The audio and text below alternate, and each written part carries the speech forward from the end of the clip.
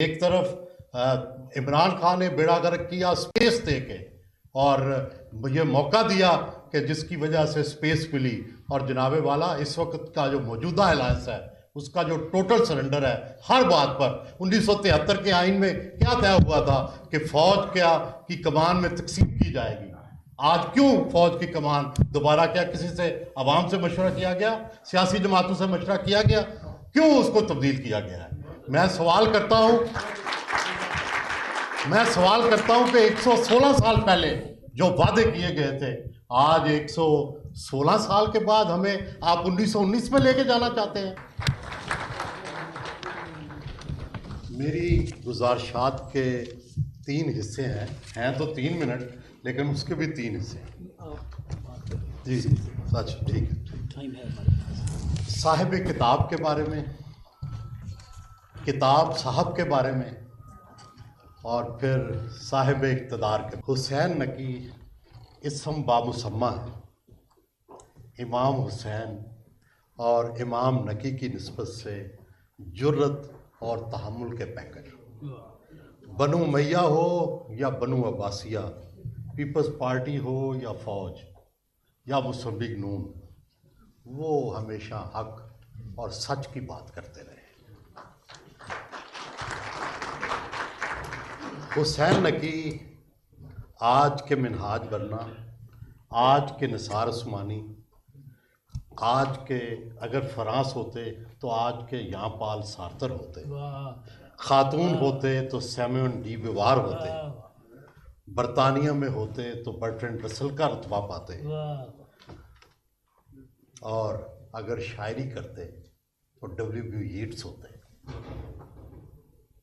और अगर पुराने ज़माने होते, जमहूरियत का नाम भी ना होता और जंजीरें होती और खंजर होते, तो या मंसूर होते या सरमद होते।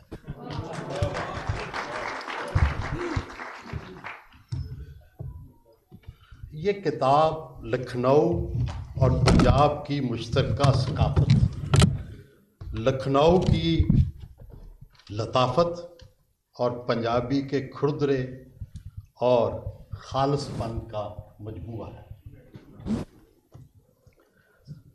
लखनऊ के शायरों का उर्दू में शायरी में बहुत ख़ास मकाम है।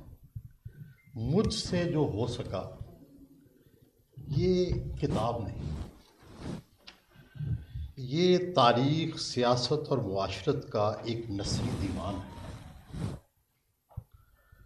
जिसमें ज़िक्र होने वाले हर शख्सियत, हर वाक़या और के बयान को गज़ल के एक एक शेर की तरह उसके अंदर एक पूरी पूरी कहानी है। जब एक लाइन में ये किसी शख्स का जिक्र करते हैं और उसके बारे में अपने तासुरात का इज़हार करते हैं, तो उसके पीछे एक पूरी कहानी होती है, पूरी तारीख़ होती है। ये बहुत कम लोगों में होता है कि वो सिर्फ़ एक फ़िक्रे में ऐसा तबसरा करते हैं कि जिससे पूरी एक तारीख़ बन जाती है। तो नकी साहब ने वही किया है अपने कहने में। किताब के बारे में भी बात हो गई, साहिब किताब के बारे में भी। अब 2-3 मिनट साहिब इक़्तिदार और वो लोग जो हमारे स्टेज पे बैठे हैं, बड़े काबिल एतबार, काबिल एहतराम और ज़ी कदर हैं।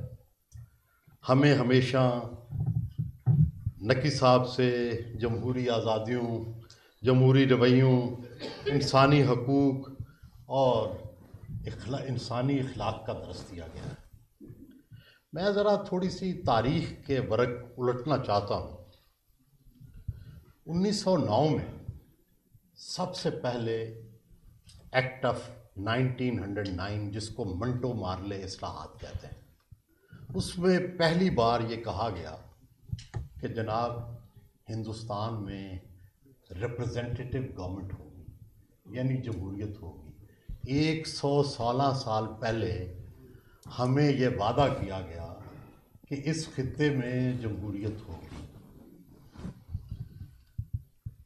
1917 में सेक्रेटरी ऑफ स्टेट मॉन्टेगो ने वाज़े तौर पर ऐलान किया कि आइंदा जो भी इलेक्शन होंगे उसमें लोकल लोग जो इलेक्ट होंगे उनको गवर्नमेंट दी जाएगी। लेकिन 1919 में रोलट एक्ट आ गया, जिसको ब्लैक लॉ कहते हैं। और ब्लैक लॉ में क्या था? 2 साल जेल बगैर मुकदमा, वकील नहीं कर सकते, खुफिया ट्रायल, वारंट के बगैर गिरफ्तारी। और 1919 में क्या हुआ? कायदे आज़म मोहम्मद अली जिन्नाह, जो एजुटेशन बिलीव नहीं करते थे, उन्होंने लेजिस्लेटिव असेंबली से इस्तीफ़ा दे दिया। और जो गांधी थे, उन्होंने सत्याग्रह तहरीक चलाई, जिसको अदम तावन तहरीक कहलाते हैं। और जनाबे वाला, मैं याद दिलाना चाहता हूँ कि आज से 116 साल पहले लाहौर के अंदर 1919 के रोलट एक्ट के खिलाफ जुलूस निकला। कांग्रेस का सदर जो है, उसको लाठीचार्ज हुआ, उसकी डेथ हो गई। और ये वो शख्स था जिसके नाम पे गुलाब देवी अस्पताल बना हुआ है, महात्मा गांधी ने जिसका इफ्तिताह किया था। और उसके जवाब में जनाबे वाला 1919 का जलियांवाला वाक़या हुआ, जिसमें 400 के करीब 300 कुछ बंदे जो हैं, उनकी डेथ हो गई। लोगों को रेंगने पर मजबूर किया गया।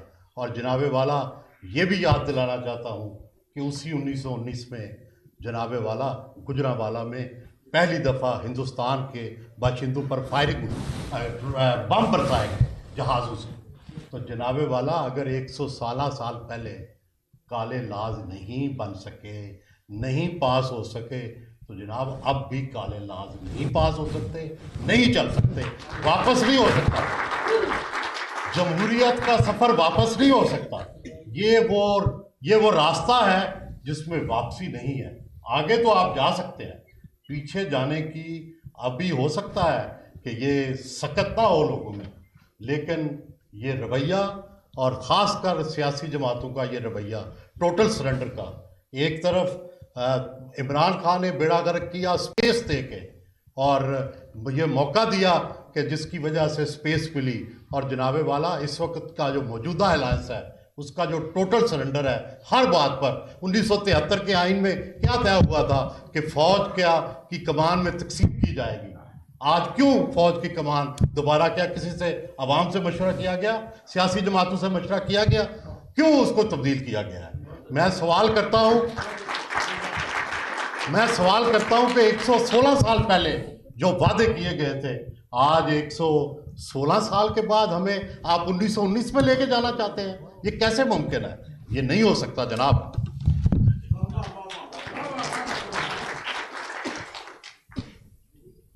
जनाबे वाला, आहिस्ता आहिस्ता सारी जमहूरी आज़ादियाँ ख़त्म हो रही हैं। आप अगर तो सियासत सिर्फ इक़्तिदार की बारी लेने का नाम है, तो ज़रूर लें अपनी, लेकिन अगर जमहूरी आज़ादियों का गला घोंटा जाएगा, अगर अखबारात पर पाबंदी लगेगी, अगर टीवी पर पाबंदी लगेगी, इंसानी हकूक़ पर पाबंदी लगेगी, तो क्या लोग गुंग बैठे रहेंगे? क्या लोग चुप बैठे रहेंगे? तहरीक इंसाफ की लड़ाई हुकूमत से हो सकती है, हुकूमत की पार्टियों से हो सकती है, होती रहे। हमें भी बहुत गिले हैं, हमें भी बहुत ज़्यादतियाँ की हैं इमरान खान के दौर में, मगर इसका मतलब ये तो नहीं कि हर आदमी उसका निशाना बने, उस अताब का। जब जिस तरह की लेजिस्लेशन हो रही है, इसका नतीजा क्या निकलेगा कि हम 1919 के दौर में चले जाएंगे। 116 साल पहले का पहिया जो है वो घुमाना चाहते हैं। कहाँ गया 56 का आइन, कहाँ गया 73 का आइन, कहाँ गया 1935 का एक्ट ऑफ इंडिया? वो जो सारी आज़ादियाँ दी गई थी, वो आहिस्ता करके सारी छीनी जा रही हैं। क्या ये है जमहूरियत का नया रूप? क्या हम जमहूरियत से किसी चीनी मॉडल की तरफ जा रहे हैं? क्या हम किसी मिस्री मॉडल की तरफ जा रहे हैं? क्या हम किसी सऊदी मॉडल की तरफ जा रहे हैं? तो अगर जा रहे हैं तो पूछें तो सही, लोगों से पूछें तो सही, दोबारा इलेक्शन में जाएं, नया मैंडेट लेके।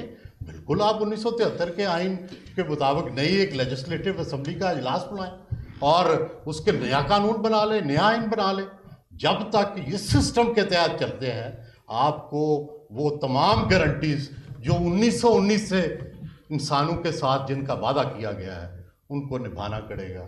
और जनाब हुसैन नकी साहब, मैं जनाब